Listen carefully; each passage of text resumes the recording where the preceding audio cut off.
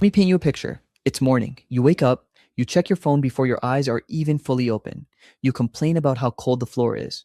You spend 4 minutes deciding what to eat for breakfast. Maybe you're late. Maybe you snooze twice. Maybe 3 times. That's fine. That's Tuesday. Now let me paint you a different picture. Same morning, same you, except it's 50,000 years ago. And before your eyes are even fully open, you're dead. Not metaphorically, not in a rough start to the day kind of way, genuinely, biologically, permanently dead. Because the world our ancestors lived in didn't do snooze buttons. It didn't do oat milk or almond. It didn't do therapy. It did predators. It did starvation. It did infections from a cut on your foot that would floor a grown adult in 2 days.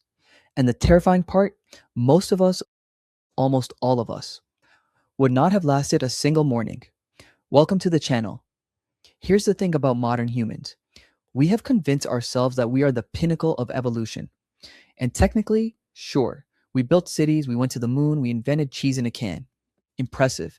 But evolution doesn't care about any of that. Evolution cares about one thing: surviving long enough to pass your genes on. End on that metric. The only one that actually mattered for 99% of human history. Most of us are cooked. The average person today cannot start a fire without a lighter, cannot find north without a phone, cannot identify which berries will kill them versus which ones taste good, cannot outrun a wolf, cannot build a shelter before nightfall. These aren't insults. This is just what happens when your species outsources its survival skills to other people for 10,000 years. We traded raw survival for civilization, and it was absolutely the right trade. But let's not pretend we're the same creature that pulled it off, because we are not. Not even close. Let's actually walk through a morning. It's dawn. You slept on the ground. Because there is no other option. No mattress, no pillow. Your back hurts. Your joints ache. You're cold because the fire died sometime in the night and nobody stoked it because you were all too tired. This is already bad news, because a cold camp means your body burned extra calories trying to stay warm. Calories you don't have to spare. You need food, not in a, I'm a bit peckish kind of way. In a, if I don't find something in the next few hours, I'm going to be genuinely impaired kind of way. Low blood sugar isn't just uncomfortable out here, it's dangerous. Slow reactions get you killed, and finding food isn't opening the fridge, it's tracking, foraging, knowing your terrain in a way that takes years to learn. Did you grow up learning this? No. You grew up learning to read? Useful, but not today. Everyone imagines that prehistoric life was dangerous because of the big animals, the saber-tooths, the cave bears, the woolly mammoths. And yes, those are all obviously terrifying, but they're not what got most people. Most prehistoric humans were killed by things that sound boring by comparison: parasites, infections, bad water, tooth decay, childbirth, and a cold that turned into pneumonia with zero medical support. A cut on your hand becomes life threatening within days if it gets infected. No antibiotics, no antiseptic, just you, hoping your immune system is feeling generous. A broken leg doesn't mean a cast and 6 weeks on the sofa. It means you can't hunt, can't run, can't contribute, and your group, who are themselves just barely surviving now, has to carry the weight of one more person who can't pull their share. Prehistoric life was not a movie. The danger was constant, quiet, and coming from every direction at once. Most of it was invisible. Here's where the story gets genuinely incredible, and this is the part most people miss when they talk about how primitive early humans were. They survived, not just survived, they thrived. They navigated entire continents on foot with no map, no compass, no satellite. They built boats and crossed open ocean to reach Australia over 50,000 years ago. They made clothes, tools, musical instruments. They painted the walls of caves with such precision and artistry that those paintings still stop people dead in their tracks today. These people were not dumb. They were not lesser humans. Their brains were exactly the same size as yours. They had the same capacity for emotion, strategy, creativity, and cooperation. What they had that you don't is a lifetime of training that started the moment they could walk. Every child learned the land. Every teenager had already faced something that would have sent most modern adults into a spiral of existential panic. They were extraordinary. We just don't talk about them like that.